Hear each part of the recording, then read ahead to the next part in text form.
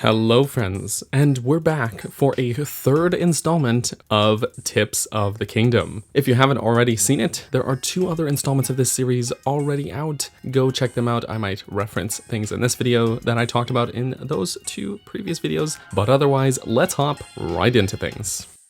You may have found a variety of clothing items in the new caves dotted around Hyrule. They're usually found in chests in these little shrine areas. Not those kind of shrines, like this kind of shrine. These are supposedly all hidden by Misko, the Great Bandit. While some NPCs will give you hints about where these caves are, an easy way to tell while exploring is to just keep an eye out for these banners. If you're in a cave that has banners like these inside, that means there is a Misko treasure there as well to find. So if you're looking to complete your wardrobe, just keep a careful eye out for those.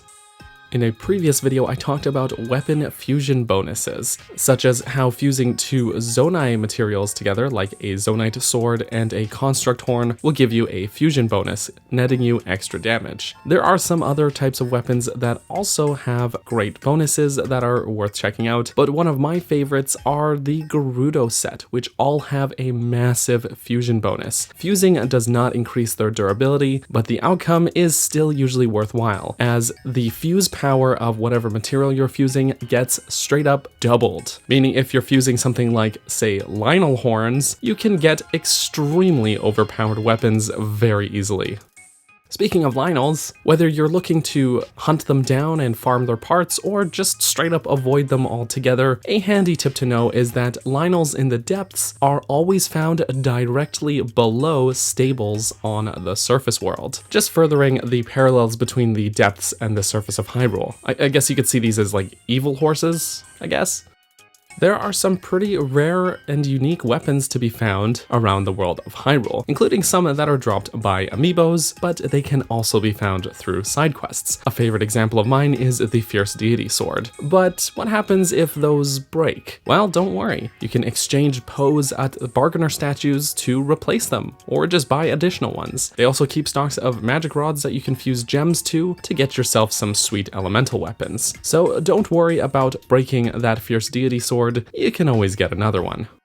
You may have already known that elemental-based enemies such as Lizalfos and Wizrobes are vulnerable to elemental attacks of the opposite nature. Well, I'm happy to report that Gleeoks share the same weaknesses, with Flame Gleeoks being vulnerable to ice arrows and Ice Gleeoks being vulnerable to fire arrows, at least being hit in the eye with it. Just knowing this can go a long way to helping you in those boss battles. However, I haven't quite figured out anything that the Thunder Gleeoks are vulnerable to, just like with their electric Wizrobe counterparts. So if you happen to know what sort of elemental weakness they might have, please let me know down below in the comments. But at the very least, we can take comfort fighting those Ice and Flame Gleeoks, using the opposite elements to take them down more easily. In Breath of the Wild, the Ancient Bow was a weapon you could get from Robbie that had a special property. It could shoot way farther with way less of an arc than pretty much any other standard bow could. That Ancient Bow doesn't seem to be around anymore in Tears of the Kingdom, but there is still a way to tap into that property. Zonite bows can be charged up, consuming a small amount of your energy cell in order to fire it much farther and much straighter than standard bows can. Just like with the Ancient Bow, you can charge it by holding down the ZR button, and you'll see your battery being depleted slowly. And when it's charged, it'll give off a small little visual indicator. This can be particularly handy for certain Korok puzzles, as well as just, trying to get a headshot on an enemy that's a little farther away, or even during those aforementioned Gleeok battles.